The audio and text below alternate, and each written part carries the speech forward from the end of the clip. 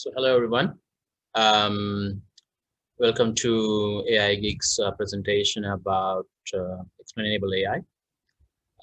Here we will be discussing about mostly about how we can uh, use understand where does the Explainable AI coming from, and of course we have latest tools provided by various companies like for explainability, right? So let me switch on to a full. Now I want to go ahead with understanding the motivation behind um, explainable AI, right? So before the data science was started, we were using mostly class box models like the decision tree, which can basically explain themselves, right?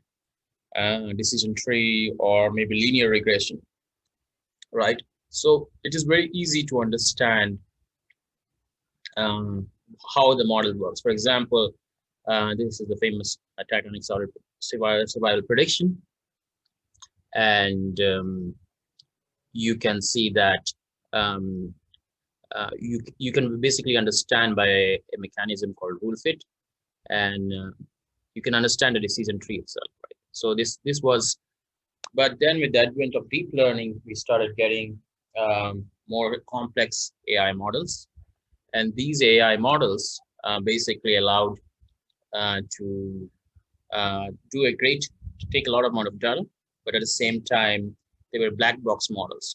We don't know how it worked, right?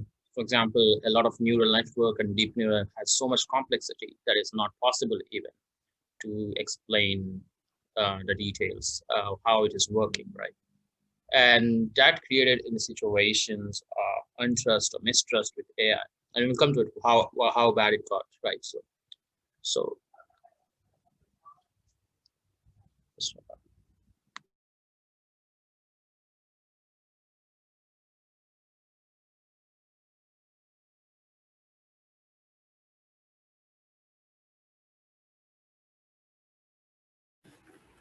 can you guys see the screen? Right? Yes. Yeah. So before we know that, right? So there's a lot of ways we need to categorize the information. Let's say images are right there. How are images related to each other? And basically, it was done. It was a painful process. It was done manually. For example, this is a portrait of Madame X, who is inspired by where the museum, what are related paintings and which museums are stored, right? So this was a painful process, and this was stored in a knowledge graph, right, where people were storing. Now, with the advent of modern methods, it is possible to um, tag these images. But how do you find the relationship between them? So you have a lot of textual information, but parsing that textual information and populating in a knowledge graph, that's how we wanted to. This is the end state we are targeting right now. And why it is important to populate a knowledge graph, because it gives a pictorial information. You can understand really what is happening, right? Otherwise, if someone says Madame Pierre Gatrio painting or Madame X painting is related to Rita Hayworth, probably will not get the context where it is coming from, right? It is related, but how? Right? So next, uh, most of the data, if you see in Wikipedia, is again stored from and this format where a lot of curated information gets stored into a relationship, and this is stored in a kind of a graph network, right? So this is a Blaze graph they use internally, and again the challenges remains the same. But imagine if you are a company which is starting from a scratch, right? And it has a lot of documents, but it doesn't know. It also has a search engine, but it doesn't have this complex knowledge repository, right? Then it becomes a challenge to do it from scratch, because you need to spend a lot of people who have the actual knowledge skills to establish the relationships and stored into all this graph. So that's the key challenge we have right now, right? Um, Again, with the deep learning, we got it. We find similar. This Mona Lisa's painting is similar, right? But what does it really mean? What features are similar to which paintings? We hardly have any answers. For example, people, if you say Mona Lisa, and Google will give you other paintings which are similar to Mona Lisa, right? Or paintings, if you type paintings similar to Mona Lisa, and Google will give you the list of results, including Mona Lisa's itself, without understanding that you are searching for something other than Mona Lisa, right? So that is the problem of today's search and knowledge management itself, right? Because it has to deconstruct the natural language, understand the context, and then find it. And second is you are not convinced how they are related. Maybe Google is telling you, but you're not very confident around it, right? Let's say if it is more critical situations, right, where you are working for in a high risk environment, that is not such a casual query. That has to be answered and explained very well, right? Deep learning with the advent of word2vec, which was a skip gram model, right? In the previous sessions, we have discussed around it, how skip gram model worked, right? So word2vec used to find a distance between two or three or many objects. So it's a good representation that you can find, oh, these are related. But how they are related is another big question we have, right? So these are the questions we have when we use deep learning models, right? And that's why the explainability might be very important. So why explainability is important, right? For example, it is getting used everywhere. Algorithms are widely used in various sectors, right? From insurance, hiring employees, and it has a huge impact, right? The models are biased and they're often not very well understood. Some people take race as an important value in the while hiring, and the model predicts, okay, if people of certain section of society might not be suitable for this job, without understanding that there might be a feature bias which might be impacting it, and how to remove those biases is also important, right? So explainability becomes very important for regulators, and that's why European Union has introduced a right to explanation in GDPR, right? And United States also is asking the insurance company to explain the rate and coverage decisions. Yeah, and it's a complex thing. Most of the companies will not tell how their model works because they think it's their IP. But time has come that if it is getting deployed in an environment, model explainability should become a regulation very soon, right? It is also risky for managers and business stakeholders, right? So you can be doing something which could be a PR disaster, right? For example, IBM did a diagnose and treat patients, and most of the time it was hypothetical. It has a huge accuracy, but accuracy doesn't mean that you're really predicting a person is having a cancer when he's actually having cancer. So if your sample size is small of people and who are actually having a cancer, and you trained on it, and probably you will be giving incorrect results, and the patient might have to go, if doctor doesn't see the patient individually, then the model is giving a lot of incorrect results. And that was it is this was said by Jupiter Hospital in Florida, that it was not what they're looking for, right? And so to bridge that gap, model explainability is required, right? And especially if you are using for air traffic controlling or any such things, and all for like functioning on all rig, you cannot imagine a business user just relying on a model. He wants to know why the model is working. It is working right now, and he wants to take the decision, right? So very important from managers and business stakeholders as well. For data scientist, again, the same reasons, right? He has to explain the models to business stakeholders. And sometimes the business have unusual expectations from AI, right? So it is very important that that you can explain the limitations of your algorithms or your models, and so that you can have an operational and business process to handle around it, right? And the edge case scenario should be very well explained, right? So it comes with a benefit, but if you overpromise the benefit without explaining the problems, without explaining the edge cases, then it's going to be a PR disaster, right?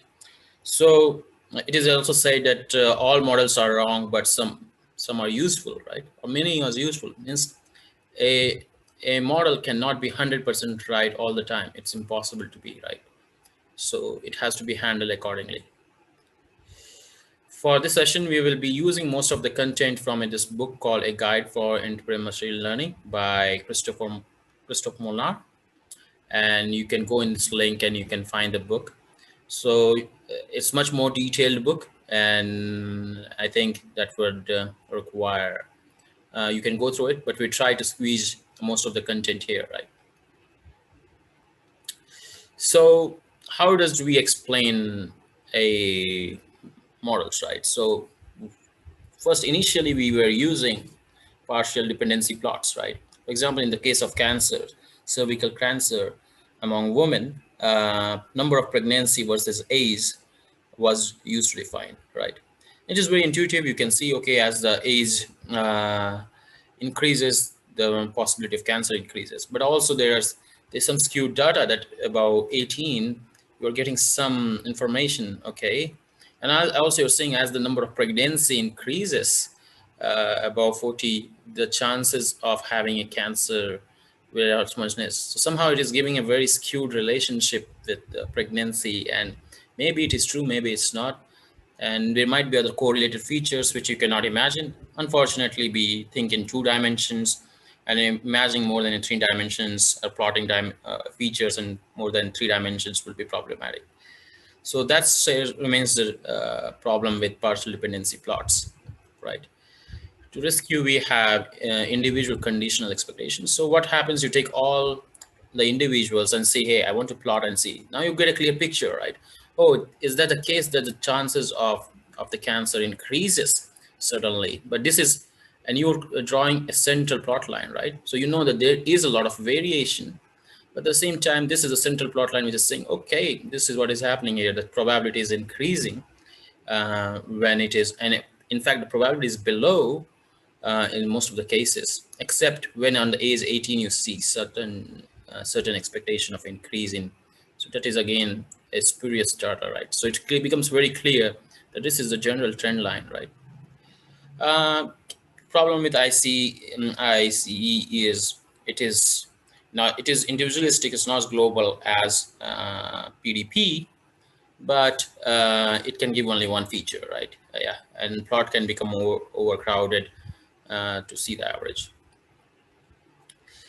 There are other methods like ACE that is you can use, but we can go and book in the depth and discuss that. But at the same time, I would like to move ahead to see how we can use any black box.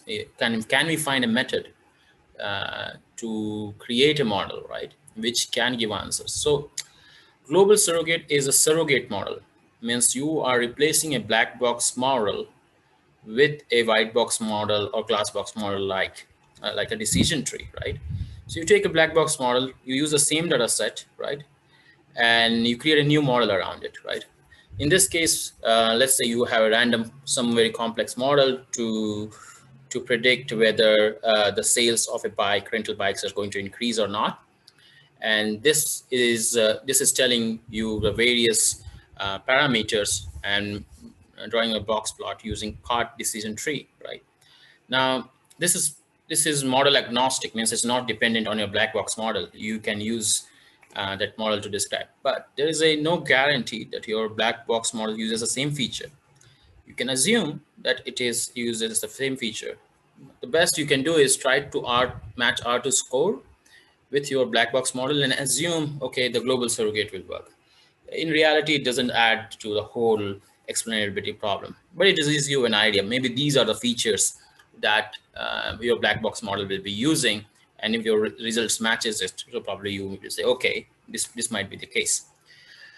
Uh, Another way to do this is permutation feature importance. Means certain features will increase your model error, right? If you try to shuffle their values, right? For example, here, if you try to remove, play around with between a test and training data and say, okay, I want to remove, I don't want to train a model based on these features and see how much error rate is going up. I don't want to train on age. I don't want to train on various features.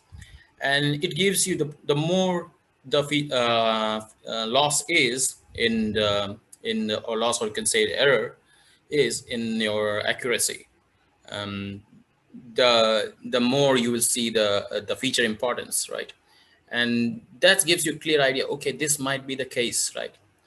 Again, it's a global approach. It's not a local approach like ICE, right?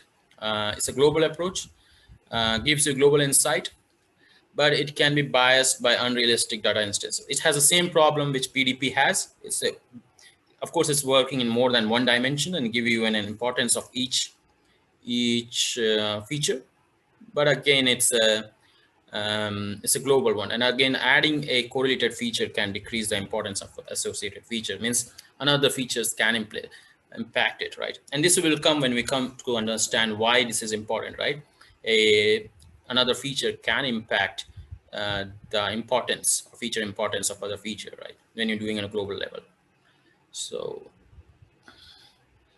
next comes Lime, which I think we have discussed in the past.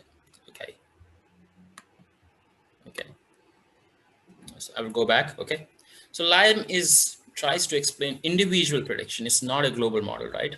We heard about global surrogate, right? Think about as a local surrogate, right? So local surrogate means I will be taking a certain point of data and I will be using a glass box model like linear regression or a decision tree to understand why it is happening the way it is happening, right? For example, take this image and it is classified as a tree frog, right? Now my question is, this seems like a toy, but why it has been explained as a tree frog? What is the reasons behind it, right? So we divide the images into an interpretive component, right? And use that image, that each of the components, and see how does it classify. So here you see a linear regression is applied on that local interpretive component to classify. Yes, this has again not to do with your CNN or anything. It's a simple linear regression model which is being applied. So it will take only these part of the images from the rest of your training size, right? And make a model and say, okay, what is it? And you already have a, how do you say? You already have your class, right? Frog or not frog in your training data. And that's how you will come to know, okay, for this given instances, what was the reason why it was classified as a, and this adds up into an explanation. And you find, oh, these are the real reason behind. So basically you are using linear regression on a very different interpretable components to identify which features are important. So this is Lime, right? And it's been in vogue for quite some time. Lime is also used for text again. For example, you want to specify whether it's spam or not spam. So again, you want to understand why. I know this has been classified as not a spam, or this is classified as not a spam, but this is a spam. But what is the reason behind it, right? For Christmas song, visit my channel. Why it is classified as a spam? Guys, can you be on please unmute if you're not speaking?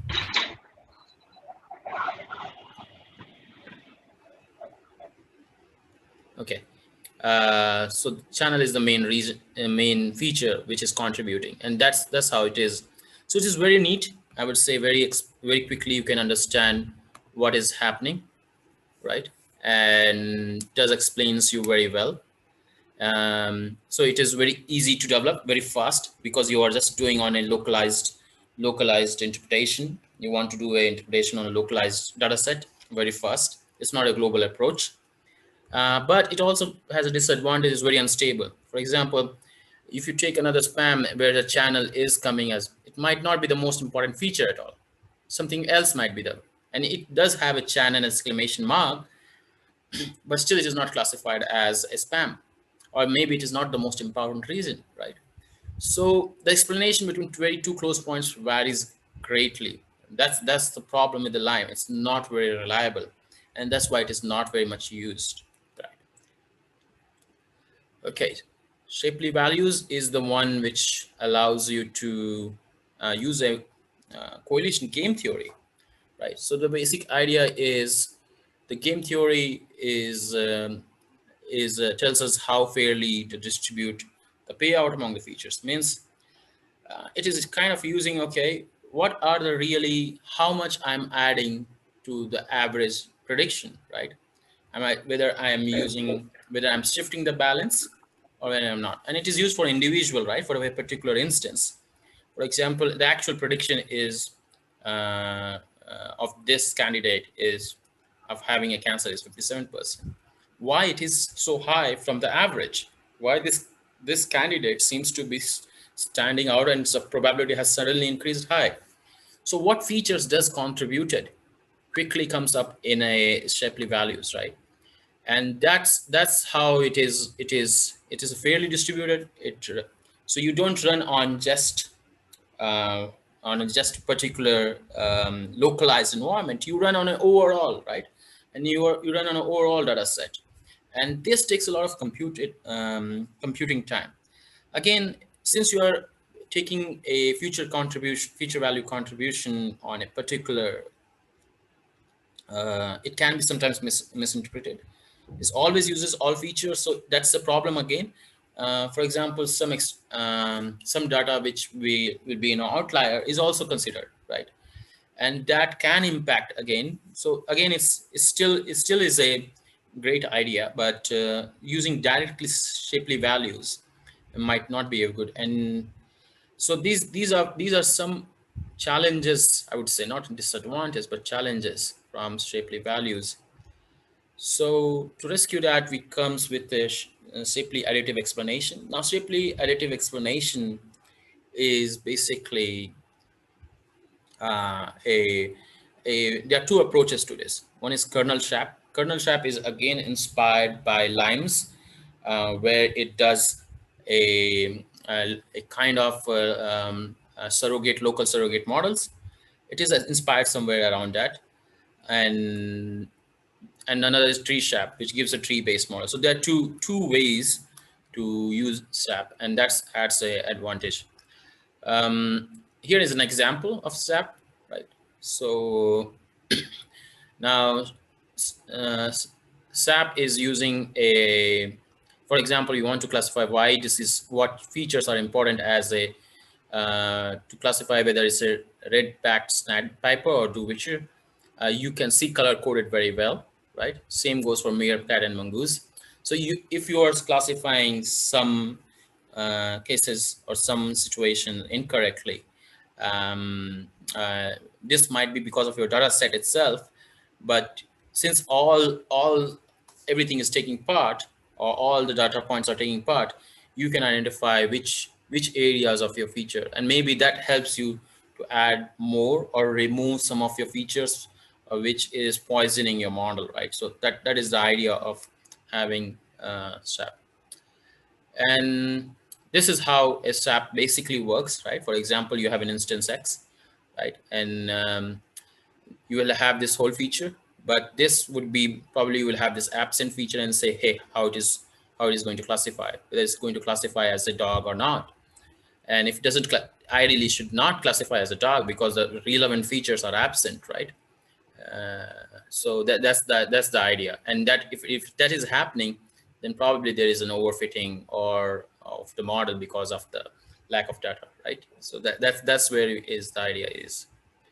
um I think that's it, very short we have. I think we are almost done with the session, beginning's time of the session. I want you to ask if you have any questions. We can start discussing on your challenges. Yeah.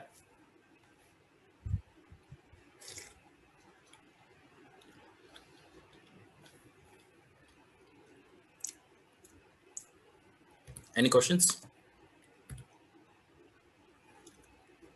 I don't hear anyone. Okay, there is some in Yeah, chat. hello. Hello, can you hear me? Yeah, I can hear you. Yeah. Sorry. Yeah, so my question is, so all of these interpretable machine learning techniques that we are using, that we explained right now, so they are applied irrelevant of the model that is used. So does it matter which model is being used to perform the classification?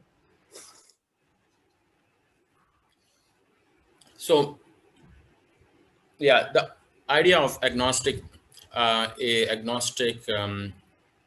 explanation is that you already have a black box model, right? Right. So you want to use that method, agnostic methods, to identify. Definitely, the model varies, but think about it. You want to identify the feature which you might not be using in your model. So these explanatory ways helps you to identify those features and feature importance. So it's more about, you can say it's more about understanding the data which is getting used rather than, and of course, SAP can use on like for gradient boosting X, right? So you might find some examples where you will see,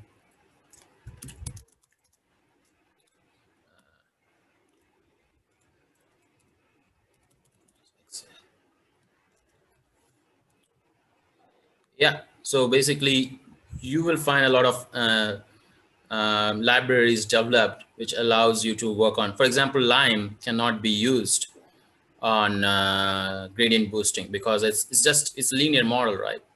It is trying to use regression, so it cannot come as a. But for a gradient boosting, I think because it's this model agnostic method is using considering all features, right? So, and it is estimating it. So for gradient boosting, if you want to evaluate, I think SAP helps you a lot. The only thing, it is very slow. I Does this see. answer your question? It does to a large extent. So basically, what you're trying to say is these techniques are more to evaluate how the model gets to the answer. It could be any model. It doesn't matter. Yeah, Obviously, there are some limitations, like you said, linear models versus tree-based models and stuff like yeah. that. So But in general, that is the main point. yeah, so that I would tell you, if you're using for a medical diagnostic, and then you are perfecting a model, and you want Hmm. to see that your model is perfect before deployment, or you don't want a PR disaster, probably you will use SAP, right? Because just you want to make sure your model is. But if there is a case to case, daily case basis where you want to take, for example, there is a model which tells whether the person should do some activity or not, and the operator decides to do no, I don't want to do that activity at all, for reasons you don't know, right? So you can take Hmm. that individual instance and say, hey, I want to do a line. So can I quickly understand why this decision has been taken, right? Right. So Got it. it Got it. depends on the scenario as well, not just on the model, in the business case scenario as well, right? So if the business case Oh, scenario requires immediate answer, you will probably try to use line, and that would help you understand, okay, this might be the reason. And what you will do is, you will take all such instances where you have these features and tell all the other users, hey, be careful when you see these kind of parameters. This might be a spurious relationship, so we like to have a discretion. And that's a way you can probably address any operational issue, right? So that's the idea. hmm. Got it. Got it. Cool. Thank you. That answers my question. Any other questions? So I'll stop sharing. We have few more Yeah, minutes. I had one question. Yes, Sunil. Um, yeah. So how correlated features affect SHAP value importances? So I have been working with SHAP values since some months, and I see if variables are correlated, then the ranking of the importances Mhm. shuffle a lot. Yeah, yeah. So how do we do? It is because of the mathematical detail. Let me share it with you. Share screen.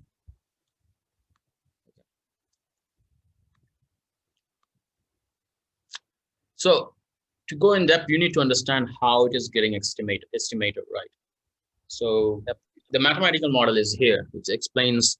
Let's say you have a um, a linear model. Let's say you have a linear prediction model, and any neural network is basically a set of weights, right? Where B is your weight, and then you have a lot of. So you can take any neural network and plus make a linear model, right, around it, right? So how much is a contribution of that feature, right?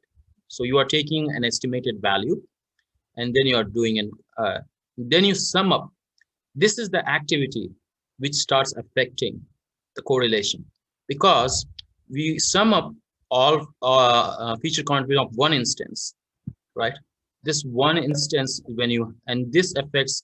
So if you have any other feature which is impacting, right, this value will start changing. And that's how you feel, okay, if there is any correlation, if it's not so independent as it's shown, and there is some correlation, this whole equation is based that there is no correlation, right? If there is a correlation, it will start affecting this point. Does it So answer is your there question? any? Yep. Is there any workaround for this kind of problem, or you have to do a feature filtering initially itself? You have to do a feature. That's the case. It will give, Okay. if it is not happening, if you're seeing a shuffling, definitely Mm-hmm. all the features are not valid. So you need to probably remove that one of the correlated. And I think initial data discovery helps you to identify that. Correct. Yes. So the point was like, as far as I understand, the XGBoost model doesn't get affected by such variables. So while training, it won't get affected, but while interpreting the model, since it is building a local surrogate kind of a model in each different ordering, each step values, it No, can that get affected, so right? that is okay. So when we take a kernel based approach, let me share with you again. Share. Okay. Um, so there are different approaches, right? Yeah. So in a kernel based approach, what happens is you are trying to do a you are suffering from the same problem, right? Permutation based interpretation method, right?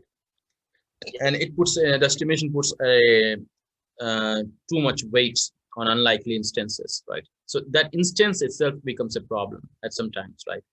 So Mm-hmm. that's where I have explained you that there is that we can do something like um, some kind of these activities which I've just shown you, right? So maybe we can make it absent and see the feature itself. So this is one way of handling it, right? But I know that there is um, and there is no perfect answer for this, right? So there is no, I will not say yes, this is the only way you can do it. It again Mm-hmm. depends on what is your collision size. The coalition size is making you, and what are the number of present features. So they play a major role in such kind of activity. Correct. Yeah. Okay. Thanks. That answers my question. Yeah.